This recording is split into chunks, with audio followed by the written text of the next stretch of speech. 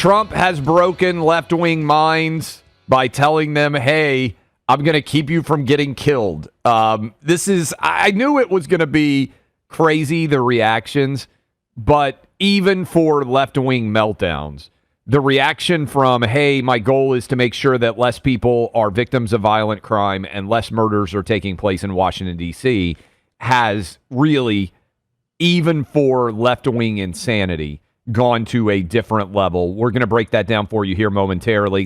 Give you a little bit of a heads up. We're going to continue to follow the Texas redistricting battle, and we're going to be joined by Attorney General of Texas, Ken Paxton, at the bottom of this hour to give us the absolute latest on what the pursuit of Democrats who have fled the state is actually going to entail. And so we will follow that story with you, along with many others. The New York City mayor's race is heating up. Buck, I saw George Will on Bill Maher over the weekend making the Clay Travis argument of, hey, maybe we just have to let New York City stew in its own ineptitude in order to, and rather than try to completely save them from their derangement. We'll talk about that, maybe break down that universe, but I want to just start and have some fun here. We told you this was coming. We said Trump is trying to save the lives of tons of Democrat voters in Washington, D.C., and they are not going to be able to handle it. By the way, we should also mention consumer prices, inflation, low, yet again, 2.7% below expectations, making finally some of those rate cuts start to appear more likely, maybe as soon as next month. We'll probably talk about that as well. But let's have some fun here, Buck. Here is great montage from our producer, Greg, of left-wingers complaining about the overreach of Donald Trump, keeping them from getting killed in Washington, D.C. Is it government overreach or something that our big cities desperately need? The call to take over the Capitol drawing backlash, critics accusing the president of overreaching. And this authoritarian overreach, they feel like this is federal overreach. This is overreach. This is authoritarianism. Like this is an overreach. This is unnecessary. It's about federal overreach. All political overreach. This seems like a bit of an overreach. It is amazing how well they deliver the exact same talking points. Let me play a couple, to be fair here for you, Buck, of left-wing journalists actually saying, you know what, it isn't safe in D.C. Here was, to be fair, Kyra Phillips at ABC News saying, hey, D.C. is actually very dangerous. Cut 6. Usually that's how you play devil's advocate, is you talk about, oh, well, stats say crime is down. However, I can tell you firsthand here in downtown D.C. where we work, right here around our bureau, just in the past 6 months, there were 2 people shot. 1 person died, literally 2 blocks down here from the bureau. It was within the last 2 years that I actually was jumped walking just 2 blocks down from here. And then just this morning, one of my coworkers said her car was stolen a block away from the bureau. So we can talk about the numbers going down, but crime is happening every single day because we're all experiencing it firsthand while working and living down here.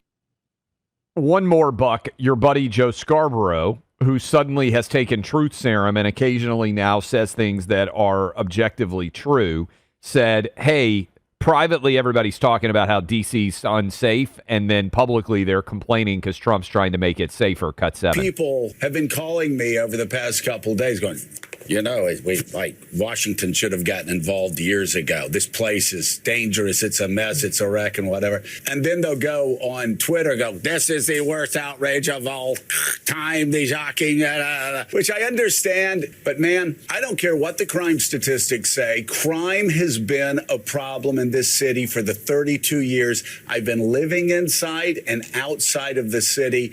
It is so obvious to anyone who is, this is the thing too, you have 2 guys here who have both lived in DC, so we know, right? This isn't some city. I can quote statistics in St. Louis to tell you that it's dangerous. I can tell you stories, personal stories about, I remember I was woken up in the middle of the night living in DC, Clay, and what was considered a kind of a nice neighborhood. It wasn't Georgetown nice, but it was a nice enough neighborhood. It was Logan Circle area, for those of you who know DC. And there was not a shooting, a shootout on my corner. 2 guys who were at one of the big hotel chains I forget which one, pulled guns on each other and shot it out. Neither of them hit anyone, but I remember being woken up in the middle of the night by this. You could say, oh, Buck, but that's anecdotal. Everybody who lives in D.C. has these anecdotal stories, no matter where you live in D.C. And that is a different thing. It is a different thing. And they talked about, I did watch the Morning Joe this morning. Sorry, guys.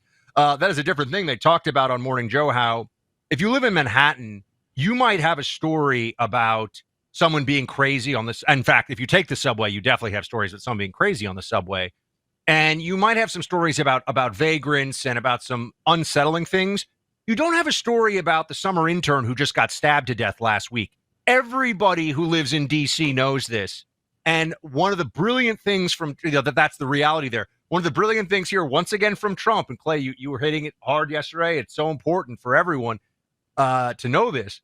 Trump is forcing them to defend the indefensible. Once again, D.C. is not a safe city. Anyone who tells you otherwise is lying or just is ignorant, and it should be a lot better. The city council in D.C. is so insane that the Democrats had to go along in Congress and override legislation that they were trying to pass. The D.C. City Council tried to make carjacking a less serious statute.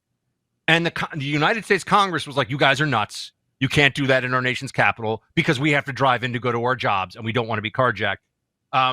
Democrats, Clay, once again, caught completely flat-footed on this. They look like buffoons. What Trump's doing makes perfect sense.